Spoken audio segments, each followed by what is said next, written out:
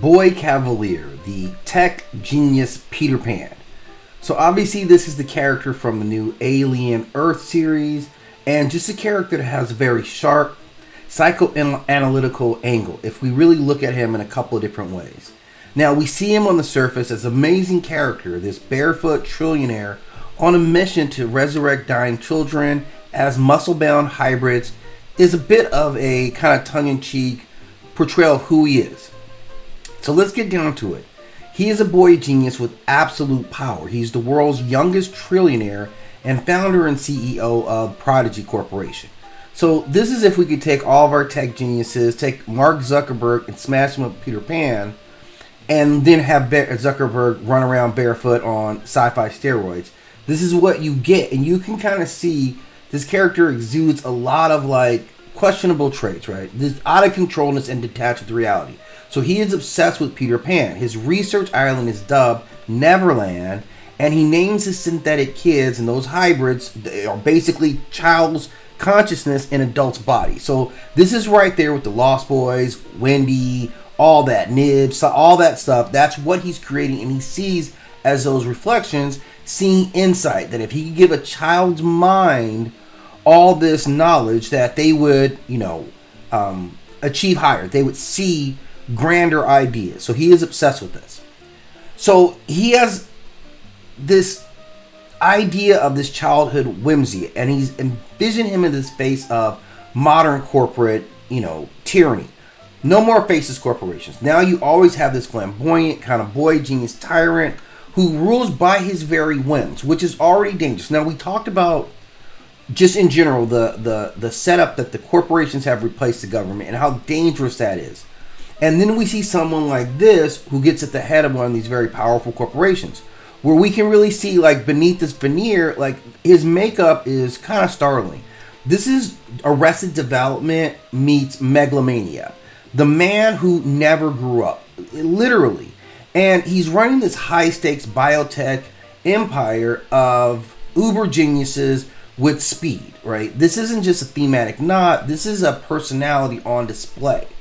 So the actor who plays him was insightful enough that he says he makes brutal, logical choices, believing he's acting in humanity's best interest. So he's convinced himself that he is a hero, even though it's more like a Frankenstein. The thing about him is you cannot have the greater humanity's interest at heart because you don't have a realistic attachment to humanity. So what he sees as humanity is this twisted version that only exists in his head. It's been reinforced by his massive success and the control that he has. So he's all about ego stroking. So this idea of taking these terminal kids and giving them into these synthetic bodies isn't like just pure benevolence. It's a showpiece to prove that he's cracked consciousness, which is what they really say. So each lost boy that he transforms is a trophy and an experiment as one. He doesn't know what's going to happen. He doesn't necessarily care on that level. He's the one who's doing it, and that's where the reward really comes from. So he has this detached control. It masks curiosity. But he's not just cold. He's wired into control that empathy is a function. It's not a feeling. He thinks he's telling the truth at all times, but yet he's distracted by shinier toys, like the xenomorphs. So you rail off the xenomorph off of what your massive experiment is because all of a sudden you've got access to these xenomorphs. Now, this is a bit of hubris kind of meeting with horror. Fans already theorize that his overconfidence and hybrid tech will be his downfall, whether through, alien backlash or a failed conscious swap. Whatever he does, we can understand that the failure is going to be on a grand scale. It's going to be risk at the highest levels. He believes he will receive a fatal wound and then risk the transfer, and he'll be fine. It'll work for him. And I think there's a rude awakening that exists in that, because you are again talking about people who don't understand the concept of a soul, right? They've reduced their very human essence to this copy, whatever, however detailed this copy is. So it's an interesting thing to see, to get a bunch of sick kids and put them in adult bodies and kind of use them as super soldiers. Look at the stuff that these kids have to endure. They send them into the ship where they're these specimen. All these things are out.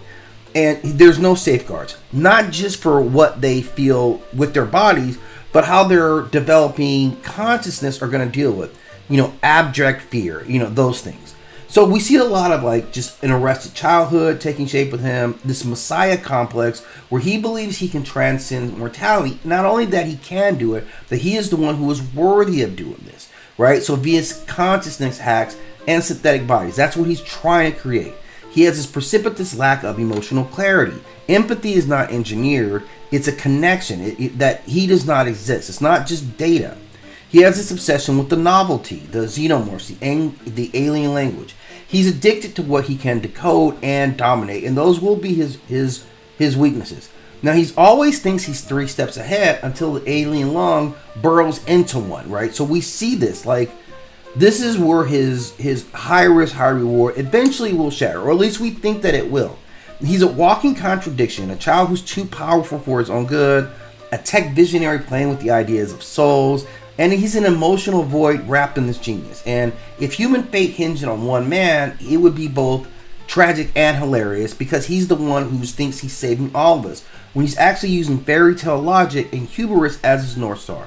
So again, just kind of a deep dive on the surface of what this guy really is and what we're seeing manifest with him. Some real dangerous traits, and he's dealing with a very dangerous concept in the world that they've built. So I look forward to getting deeper into the series, but let me know what your thoughts are or your insights into this particular character and any other characters you want to take a deep dive into.